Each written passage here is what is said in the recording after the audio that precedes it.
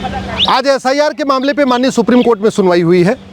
पहले मैंने मांग किया हुआ कि एसआईआर पूरे देश में होना चाहिए, रेगुलर इंटरवल पे होना चाहिए। दूसरा, मैंने ये भी कहा है माननीय सुप्रीम कोर्ट से कि जिन 5 राज्यों में अगले साल चुनाव है 2026 में मई में, असम, बंगाल, तमिलनाडु, केरल और पुडुचेरी, वहाँ तत्काल एसआईआर की प्रक्रिया शुरू होनी चाहिए, जिस पे इलेक्शन कमीशन ने भी हाँ कर दिया है कि वो एसआईआर की प्रक्रिया शुरू करने जा रहे हैं।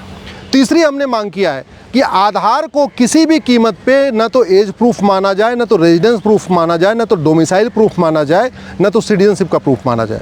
जो आधार एक्ट है वो खुद ही कहता है कि विदेशियों को भी आधार इशू किया जा सकता है। कोई भी व्यक्ति जो 6 महीने भारत में रह रहा है, अगर उस क्षेत्र का पार्षद या प्रधान अगर लिख के दे दे कि हाँ ये 6 महीने से रह रहे हैं, या कोई सांसद और विधायक के लिख के दे दे कि 6 महीने से रह रहे हैं, उसका आधार बनवाया जा सकता है। और उसी का फ़ायदा उठा के भारत में रहने वाले जितने भी पाकिस्तानी हैं, अफ़गानिस्तानी हैं, रोहिंग्या हैं, बांग्लादेशी हैं या कुकी हैं, उन सब लोगों ने आधार बनवा लिया है। और अगर आधार को अलाउ किया गया वोटर लिस्ट में नाम जुड़वाने में, तो फिर सारे के सारे ये 5 करोड़ से ज़्यादा जो घुसपैठिए हैं, ये सब वोटर लिस्ट में नाम जुड़वा लेंगे।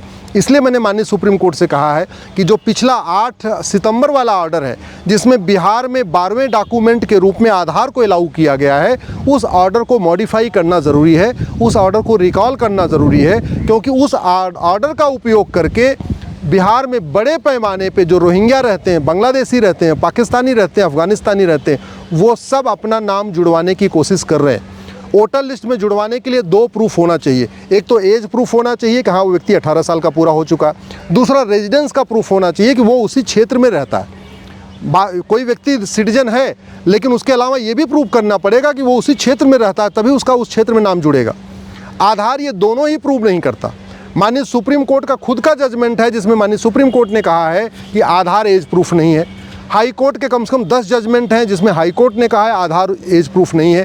कानून खुद कहता है ये एज प्रूफ नहीं है।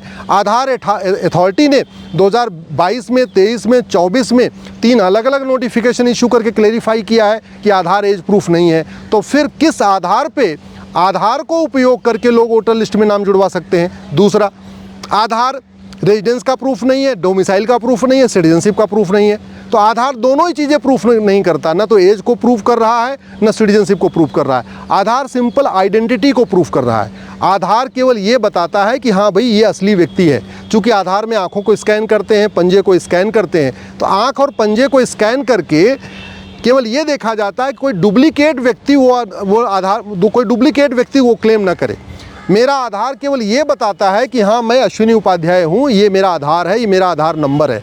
लेकिन मेरा आधार न तो मेरी एज बताता है, न मेरा एरिया बताता है, न मेरा डोमिसाइल बताता है, न मेरी सिटीजनशिप बताता है।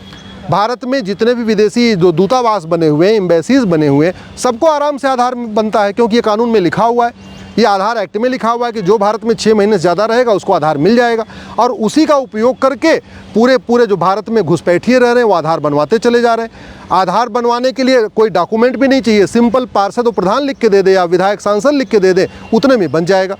मैंने माननीय सुप्रीम कोर्ट से ये भी कहा है कि जो 11 डॉक्यूमेंट इलेक्शन कमीशन यूज़ कर रहा है बिहार में एसआईआर के मामले में, उसको आधार से कंपेयर नहीं करना चाहिए, क्योंकि जो वही 11 डॉक्यूमेंट पहले से इलेक्शन कमीशन ने नोटिफाई किया है वो कंट्रोल्ड डॉक्यूमेंट है, वो गवर्नमेंट के डिपार्टमेंट में बनते हैं, वो प्राइवेट लोग नहीं बनाते। वहाँ पे 2, 3, 4 डॉक्यूमेंट चाहिए होता है, उसको बाकायदा वेरीफाई करके वो डॉक्यूमेंट बनते हैं। चाहे आपका ड्राइविंग लाइसेंस है, चाहे आपका बर्थ सर्टिफिकेट है, चाहे आपका बैंक, सरकारी बैंक में पासबुक है, या जो भी ये चीज़ें हैं जो अलाउ किया इलेक्शन कमीशन ने, वो गवर्नमेंट डिपार्टमेंट में बनते हैं। बाकायदा उसमें 2-3 लोग उसको अप्रूव करते हैं, 2-3 लोगों का सिग्नेचर होता है, तब जाके बनता है। तो बाकी वो जो 11 डॉक्यूमेंट इलेक्शन कमीशन ने कहा उसमें रिस्पॉन्सिबिलिटी भी है, अकाउंटेबिलिटी भी है। अगर कोई फर्जी डॉक्यूमेंट बन जाता है तो बाकायदा एफआईआर भी होता है, केस भी होता है। वहीं दूसरी तरफ आधार के मामले में ना कोई रिस्पॉन्सिबिलिटी है ना अकाउंटेबिलिटी है, क्योंकि आधार कोई गवर्नमेंट ऑफिस में बनता नहीं, गवर्नमेंट डिपार्टमेंट में बनता नहीं। आधार सिंपली कॉमन सर्विस सेंटर पे बनता है जो सड़क के किनारे बने हुए हैं। आधार प्राइवेट लोग बनाते हैं, उनका गवर्नमेंट एम्प्लॉई भी नहीं होते, वो कॉन्ट्रैक्ट एम्प्लॉई होते हैं, ठेके पे उनको रखा जाता है, उनको आधार का बनाने का टाइम दे दिया जाता है, कुछ कमीशन लेके वो आधार बनाते रहते हैं। आधार बनाने के लिए कोई डॉक्यूमेंट भी नहीं चाहिए, सिंपल पार्षद प्रधान का लेटर हेड चाहिए। इसलिए आधार को बाकी 11 डॉक्यूमेंट से कंपेयर करना ये ठीक नहीं है। और अगर आधार को अलाउ किया गया एसआईआर की प्रक्रिया में वोटर आईडी बनवाने में, तो फिर सारे के सारे घुसपैठिए भारत के वोटर बन जाएंगे, कोई एक भी नहीं बचेगा, चाहे वो पाकिस्तानी हो, चाहे अफ़गानिस्तानी हो, चाहे रोहिंग्या हो, चाहे बांग्लादेशी हो, चाहे कुकी हो, सब वोटर लिस्ट में नाम जुड़वा लेंगे, क्योंकि सबने आधार बनवा लिया है। बड़े आराम से आधार 2-2 हज़ार रुपये में बनता है, कॉमन सर्विस सेंटर पे बनता है, पार्षद प्रधान बनवा रहे हैं। इसलिए इसको उसी के खिलाफ मैंने आज एक एप्लीकेशन फाइल किया था माननीय सुप्रीम कोर्ट में। मेरी उस एप्लीकेशन पे कि आधार अलाउ नहीं होना चाहिए, उस पे इलेक्शन कमीशन से जवाब मांगा है। इलेक्शन कमीशन अपना जवाब दे देगा तो मैं तत्काल इस पे अर्जेंट हियरिंग की मांग करूंगा और रिक्वेस्ट करूंगा माननीय सुप्रीम कोर्ट से कि जो उन्होंने 8 सितंबर का ऑर्डर था जिसमें आधार को 12वां डॉक्यूमेंट के रूप में बिहार में लागू किया है, उस ऑर्डर को रिकॉल करें, उस ऑर्डर को मॉडिफाई करें, नहीं तो पूरी की पूरी बिहार में एसआईआर की प्रक्रिया डिरेल हो जाएगी। और अगर पूरे देश में इसको अलाउ किया गया तो पूरे देश में डिरेल हो जाएगी। आज की डेट में 5 करोड़ फर्जी वोटर हैं भारत में, उसमें बहुत सारे ऐसे हैं जो इस दुनिया में नहीं है, बहुत सारे ऐसे हैं जिनका 3-3 4-4 जगह वोटर आईडी में नाम चल रहा है, और ज़्यादातर उसमें संख्या ये है वो बांग्लादेशी हैं, रोहिंग्या हैं, कुकी हैं, पाकिस्तानी हैं, अफ़गानिस्तानी हैं, जो गलत तरीके से भारत में घुसपैठ करके आए हुए हैं और वो आधार बनवा के अपना पूरा वोटर लिस्ट में नाम जुड़वाना चाहते हैं। इसलिए उनको रोकने के लिए ज़रूरी है कि इलेक्शन कमीशन बाकायदा सिटीजनशिप चेक करे और सिटीजनशिप चेक करने के बाद ही किसी का वोटर लिस्ट में नाम जोड़े।